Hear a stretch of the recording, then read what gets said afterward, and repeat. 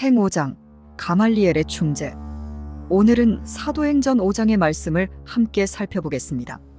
먼저 주보 교환을 보시면 5장 1절에서 11절은 아나니아와 삽비라 부부의 급사 사건이 기술되어 있습니다. 이 사건은 이제 막 태동한 초대교회에 매우 큰 영향을 미쳤는데 그것은 바로 교회의 생명이라 할 수 있는 의과 관련된 것이었습니다. 초대교회는 거짓의 환부를 돌려내는 내적인 시련을 경험하게 되었던 것입니다. 이번 단락은 아나니아와 삽비라 부부가 자신의 소유를 팔아 일부만 헌금하고서도 마치 전부를 드린 것처럼 거짓말을 하다가 성령님을 기만한 죄로 죽임을 당하는 비극적인 사건이 소개되고 있습니다. 아마도 이 부부는 바나바의 온전한 헌신을 의식하고 있었던 것으로 보입니다. 5장 1절 아나니아라 하는 사람이 그의 아내 삽비라와 더불어 자신의 소유를 팔아 2절 그 값에서 얼마를 감춤해 그 아내도 알더라. 본문은 아나니아의 아내가 자기 남편이 그 소유를 판 값에서 얼마를 감춘 사실을 알고 있었음을 밝히고 있습니다. 여기서 문제는 일부를 드리면서 전부를 드리는 것처럼 거짓된 행동을 하고 있는 부분입니다. 바나바의 경우처럼 자신의 재산 전부를 바친 자가 많은 사람들로부터 받게 되는 영예를 자신들도 받고 싶었던 심리적 욕구가 있었던 것으로 추정됩니다. 그러나 이것은 다른 것도 아니고 하나님께 드리는 거룩한 선물이었다는 점에서 하나님을 속이는 패역한 행위였던 것입니다. 차라리 하나님께 헌금하지 않았더라면 더 좋았을 뻔했습니다. 그리고 이때 이 사실을 알고 있었던 아내가 남편을 막아서야 했습니다. 이런 일을 서로 도우라고 하나님께서 부부로 맺어주신 것입니다. 2절 중반절 얼마만 가져다가 사도들의 발 앞에 두니 베드로가 이르되 아나니아야 어찌하여. 영적인 문제가 있었던 것입니다. 사탄이 내 마음에 가득하여 내가 성령님을 속이고 땅값 얼마를 감추었느냐. 본문은 사탄이 아나니아의 마음에 가득 차 있었기 때문에 사탄 들렸기 때문에 그에 따른 결과로서 성령님을 속이고 땅값 일부를 감추게 되었음을 강조적으로 보여주고 있습니다. 가롯 유다의 경우와 유사하게 아나니아도 귀신 들려 이러한 범죄를 저지르게 되었던 것입니다. 성령 충만한 공동체 안에 이러한 일탈자가 있을 수 있다는 것을 우리는 생각할 수 있어야 합니다. 그래서 저와 여러분은 날선 말씀의 검으로 사탄을 대적할 수 있어야 합니다. 사탄의 도구가 되지 않기 위해서, 사탄의 하수인이 되지 않기 위해서 말씀으로 깨어 있어야 하는 것입니다. 사절 땅이 그대로 있을 때에는 내 땅이 아니며 판 후에도 내 마음대로 할 수 없더냐. 번역이 좋지 않습니다. 본문의 의미는 그 땅은 팔기 전에도 너의 것이었고 그 땅은 팔기 전에도 너의 것이었고 판 후에도 그 땅의 값을 내 마음대로 결정할 수 있었다. 판 후에도 그 땅의 값을 내 마음대로 결정할 수 있었다 라는 뜻입니다. 결국 이는 아나니아의 자율적 결정에 따른 자발적 행위였음을 의미하는 표현입니다. 4절 중반절 어찌하여 이 일 일부를 헌금에 넣고 전부를 헌금한 것처럼 속인 이 일을 내 마음에 두었느냐. 사람에게 거짓말한 것이 아니요 하나님께로다. 5절 아나니아가 이 말을 듣자마자 그 자리에서 엎드려져 혼이 떠나니 하나님의 즉각적이고 엄중한 심판으로 아나니아가 죽으니 이 일을 듣는 사람이 다 크게 하나님을 두려워하더라. 6절 젊은 사람들이 일어나 아나니아의 시신을 사서 메고 나가 장사하니라. 본문은 아나니아의 장례 절차를 매우 간략하게 언급하고 있습니다. 이는 아나니아의 죽음이 하나님의 즉결 심판에 따른 죽음이었기 때문에 일반적인 장례 절차나 애곡함도 없이 아무런 동정의 여유도 없이 급히 장사되었음을 시사하는 것으로 볼 수 있습니다. 아나니아의 아내 삽비라조차도 남편의 죽음과 남편의 장례 사실을 몰랐다는 것은 이러한 부분을 충분히 추정케 하는 것입니다.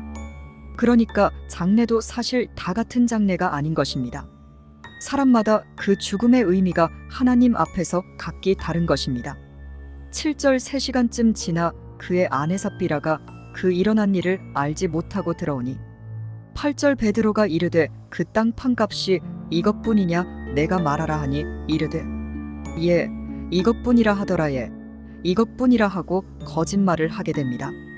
9절 베드로가 이르되 너희 부부가 어찌 함께 꾀하여 부부가 함께 공모해서 주님의 영성령님을 시험하려 하느냐 강조 표시합니다. 주의 영성령님을 시험하려 하느냐 본문은 아나니아와 삽비라 부부의 죄목이 부부가 함께 공모해서 성령님을 속인 죄, 즉 성령 기만죄임을 밝히고 있습니다. 9절 중간절 보라 내 남편을 장사하고 오는 사람들의 발이 문 앞에 이르렀으니 또 너를 메어 내가리라 하니 곧 그가 베드로의 발 앞에 엎드려져 하나님의 엄중하고 즉각적인 심판으로 혼이 떠나는지라 죽은지라. 젊은 사람들이 들어와 그 죽은 것을 보고 메어다가 그의 남편 곁에 장사하니. 이제 11절은 이번 사건의 결과입니다. 중요한 메시지입니다. 11절 온 교회와 이 일사건을 듣는 사람들이 다 크게 하나님을 두려워하니라. 11절은 아나니아와 삽비라 사건으로 인해 온 교회가 하나님을 두려워하게 되었다고 기록하고 있습니다.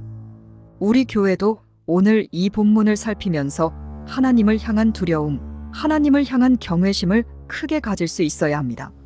이렇게 이번 아나니아와 삽비라 부부의 급사 사건을 통해 이제 막 설립된 초대교회가 하나님을 크게 두려워하는 전통을 가지게 되었다는 부분을 우리는 기억해야 합니다. 이러한 하나님을 향한 경외심은 앞으로 세워질 모든 교회가 배워야 하는 교회의 바른 전통입니다. 한편 본서에서 처음으로 교회라는 용어가 등장하고 있습니다.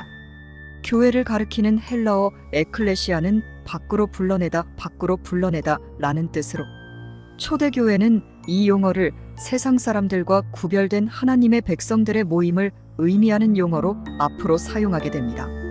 그리고 오늘날 수단과 방법을 가리지 않고 외적인 성장, 성도 수 성장에 몰두하는 교회들이 많습니다.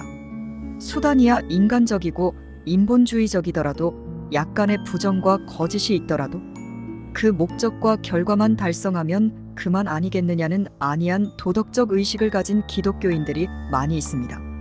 얼마나 많은 헌금을 드리며 얼마나 큰 헌신을 하는가 보다 더욱 중요한 본질적 문제는 그 헌신이 그 헌금이 하나님 보시기에 정직한가, 하나님께서 보시기에 정직한가라는 문제라는 것을 이번 본문을 통해 저와 여러분이 인식할 수 있어야 합니다. 이제 교환을 보시면 12절에서 16절 문단은 사도들의 표적 시행 및 진리의 확산을 보도하고 있습니다.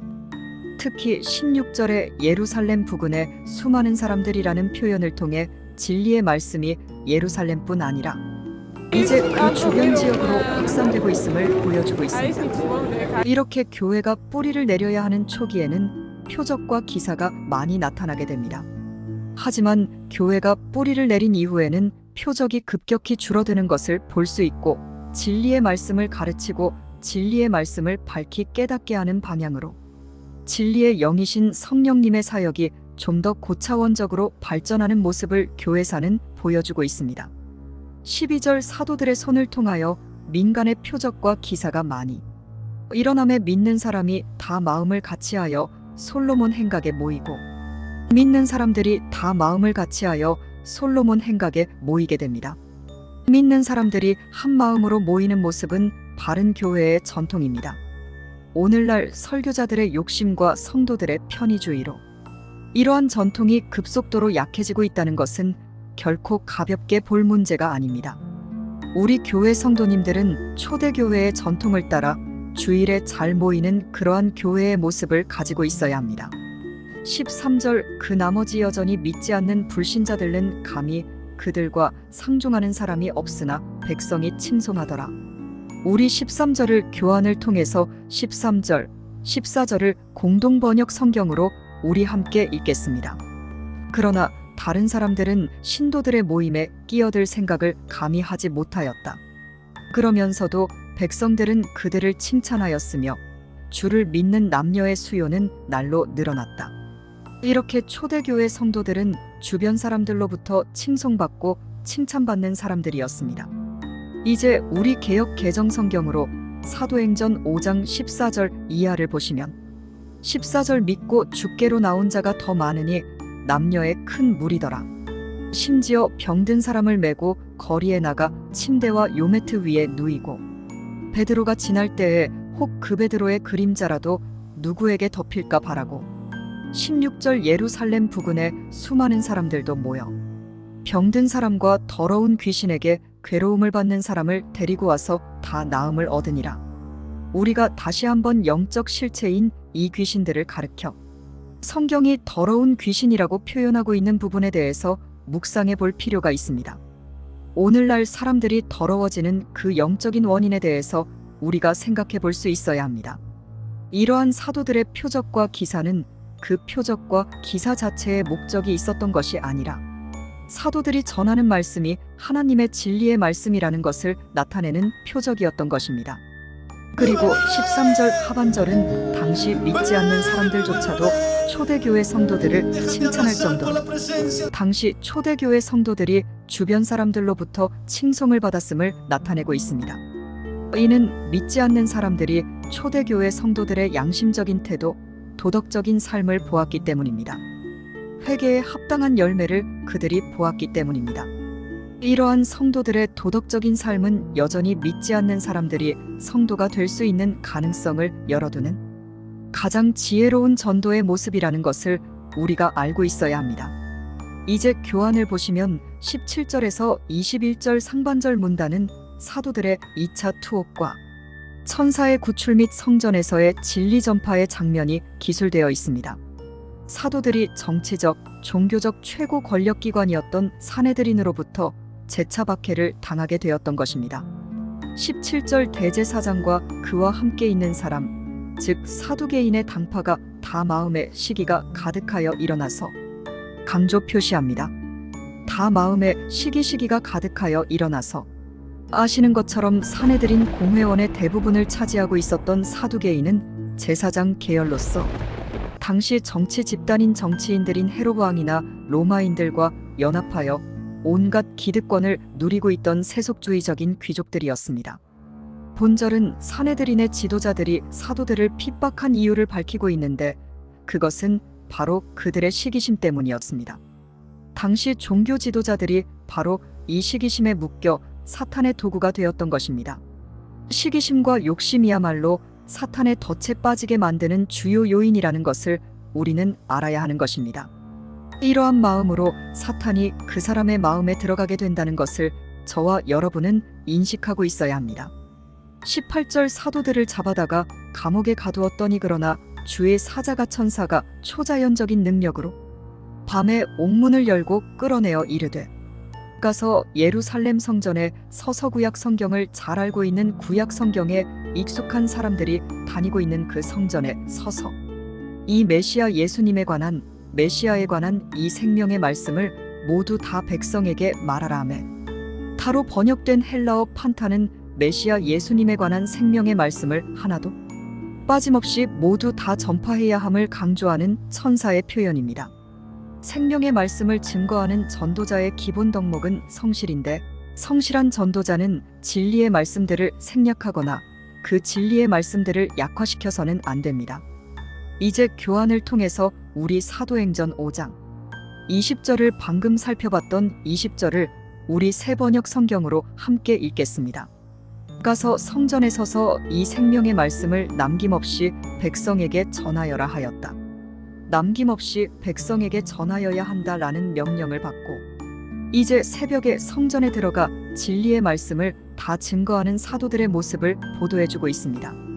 이제 우리 성경으로 21절을 보시면 그들이 듣고 새벽에 예루살렘 성전에 들어가서 말씀을 남김없이 빠짐없이 가르치더니 이렇게 17절에서 21절 상반절 단락을 정리하면 사내들인의 실질적 권력자들이 사도들을 두 번째 체포하여 투옥시켰지만 밤에 천사들이 나타나 감옥에 갇힌 사도들을 구출했고 구출된 사도들은 천사의 명령에 따라 새벽에 성전에 들어가 백성들에게 생명의 말씀을 빠짐없이 남김없이 가르치게 되었던 것입니다. 이제 21절 하반절에서 32절의 문단은 교환을 보시면 사도들의 재연행과 사도들의 담대한 변론의 장면이 보도되고 있습니다. 21절 중간절 사내들인 공회의 의장, 대제사장과 그와 함께 있는 사람 사내들인의 대부분을 차지하고 있었던 그와 함께 있는 사람들, 사두개인들이 와서 사내들인 공회와 이스라엘 족속의 원로들을 이스라엘 족속의 원로들까지 그 공회에 다 모으고 사람을 감옥에 보내어 사도들을 잡아오라. 번역이 좋지 않죠. 끌어오라 명령하니 역동적인 예루살렘 교회의 중심 인물이었던 사도들을 처리하는 사안이 너무나 중대한 문제여서 사내들인 공회원 외에도 이스라엘의 원로들까지 모두 다 소집하게 되었던 것입니다. 22절 부하들이 가서 감옥에서 사도들을 보지 못하고 돌아와 사내들인 공회의 수행원들이 공회의 명령을 받아서 사도들이 갇혀있던 감옥으로 달려갔으나 감옥에 갇혀 있어야 할 사도들은 우리는 이미 앞 단락에서 살펴보았던 것처럼 한 명도 없는 상태였습니다. 그래서 수행원들은 영문도 모른 채 다시 공회로 돌아와 이러한 모습을 설명하게 됩니다. 23절 설명하여 이르되 우리가 보니 감옥은 분명하게 든든하게 잠기고 잠겨져 있었고 지키는 사람들이 계속적으로 문에 서 있었으되 문을 열고 내부로 들어가 본즉 그 안에는 한 사람도 없더이다 하니 이렇게 공회의 부하들은 감옥문이 여전히 단단히 잠겨져 있었고 경비요원들이 계속해서 감옥문을 삼엄하게 지키고 있었음에도 실제로 그 감옥 내부에는 체포되었던 사도들이 없자 매우 당황스러워하였고 의아해할 수밖에 없었던 것입니다. 23절에 부하들의 보고 내용을 통해 천사가 초자연적인 방법으로 사도들을 구출해냈다는 것을 알 수 있습니다. 24절, 25절 성전 맡은 자와 제사장들이 이 말을 듣고 의혹하여 이 일이 어찌 될까 하더니 사람이 와서 알리되 보소서. 옥에 가두었던 사람들이 성전에 서서 백성을 가르치더이다 하니 이 일이 어찌 될까? 이 일이 앞으로 어떻게 될까? 당황해하더니 사람이 와서 알리되 보소서. 감옥에서 가두었던 사람들이 예루살렘 성전에 서서 백성을 가르치더이다 하니 26절 성전 맡은 자가 부하들과 같이 가서 다시 그 사도들을 잡아왔으나 강제로 못함은 백성들이 돌로 칠까 두려워함이더라. 그 사도들을 끌어다가 사내들인 공회 앞에 세우니 대제사장이 물어 이르되 우리가 이 예수의 이름으로 사람을 사탄이 원하는 바입니다. 사탄이 우리 주사랑 교회에 바로 이것을 원하고 있는 것입니다. 사람에게 진리를 가르치지 말라고 엄금하였으되 너희가 너희 가르침을 예루살렘에 가득하게 하니 이 사람 예수의 피를 우리에게로 돌리고자 함이로다. 28절 하반절의 내용처럼 사내들인 공회원들은 자신들이 메시아를 죽였다는 말을 백성들로부터 듣게 될 것을 가장 두려워하고 있었던 것입니다. 29절 베드로와 사도들이 담대하게 대답하여 이르되 사람보다 하나님께 순종하는 것이 마땅하니라. 저와 여러분의 신념이 되어야 합니다. 사람보다 하나님께 순종하는 것이 마땅하니라. 이러한 장면은 베드로가 과거에 예수님을 3번이나 부인했던 장면과 대조를 이루고 있습니다. 30절 너희가 너희 유대 종교 지도자들이 나무에 달아 죽였던 예수 그 예수를 우리 조상의 하나님이 다시 살리시고 이스라엘에게 회개함과 회개함에서 비롯되는 죄사함을 주시려고 그 예수님을 오른손으로 높이사 임금과 구원자로 삼으셨느니라. 우리는 이 예수님에 관한 일의 증인이요 예수님에 관한 일의 증인이요 하나님이 자기에게 순종하는 사람들에게 주신 성령을 받는 사람들의 아주 중요한 특성을 밝히고 있습니다. 하나님이 자기에게 순종하는 사람들에게 주신 성령도 그러하니라 증인이시니라 하더라. 오늘날에도 성령님은 하나님의 말씀을 경청하고 하나님의 말씀에 순종하는 자들에게 충만히 내주하시는 것입니다. 21절 하반절에서 32절 단락을 간략히 정리하면 사도들을 감옥에 가두었으나 사도들은 천사의 초자연적인 도움으로 풀려나 감옥에서 사도들을 찾지 못하게 되고 오히려 사도들이 성전에서 진리를 가르친다는 소식을 접한 사내들이는 사도들을 또다시 체포하여 사내들인 공회 앞에 세워 전도를 금지한 조치를 어겼음을 지적하며 신문을 가하게 되었던 것입니다. 이에 대한 변론에서 베드로를 비롯한 사도들은 사람보다 하나님께 순종하는 것이 마땅하다고 담대히 선언하며 전도자로서의 자세를 조금도 굽히지 않고 오히려 공회 앞에서 다시 한번 예수 그리스도에 관한 진리를 담대하게 증언하게 됩니다. 이제 교환을 보시면 33절에서 42절 마지막 문단은 가브리엘의 중재에 따른 사도들의 석방 및 계속되는 진리 전파의 장면이 기술되어 있습니다. 33절 그들이 이러한 사도들의 변론을 듣고 크게 분노하여 이 분노 역시 사탄 들린 사람들, 귀신 들린 사람들의 대표적인 열매입니다. 크게 분노하여 사도들을 없이하고자 할세. 사도들이 메시아를 죽인 공회원들의 죄를 지적했기 때문에, 그들의 죄악을 지적했기 때문에 의들이 이처럼 분노하며 살이를 품게 되었던 것입니다. 전도자들이 핍박을 받는 이유가 바로 여기에 있습니다. 전도자들이 진리의 말씀으로 사람들의 죄를 지적하기 때문에 그들이 분노하며 살이를 품게 되는 것입니다. 실제로 사내들이는 사형 집행권이 없었지만 공회원들이 격분한 나머지 불법을 저지르면서까지 사도들을 죽이려고 했던 것입니다. 이렇게 해서 사도들은 그 자리에서 사내들인 공회에 의해 즉결 심판을 받고 죽임을 당할 급박한 상황, 절체절명의 상황에 놓이게 되었던 것입니다. 바로 이때 백성들로부터 신망이 두터웠던 바리새인 교법사 가말리엘의 중재가 있게 됩니다. 이것이 바로 하나님의 오묘한 섭리입니다. 2편으로 이어집니다.